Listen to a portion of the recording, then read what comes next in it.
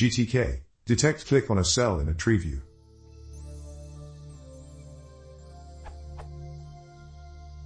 I'm displaying some data as a TreeView. How can I detect a click on a particular TreeView cell, so that I know which column of which row was clicked on? This is what I want to do, so maybe there's a better way. Part of the data is a series of true/false values indicating a particular set of options.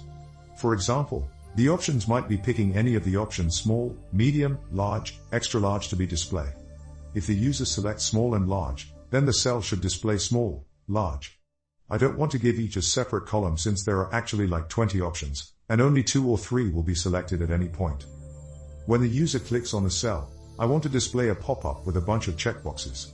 The user can then select what he wants and submit the changes, at which point the cell's value should be updated.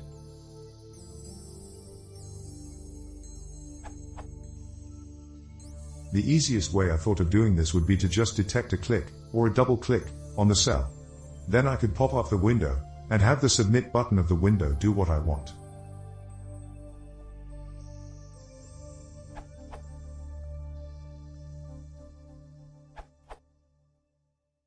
The row activated signal is sent when a GTK TreeView row is double-clicked.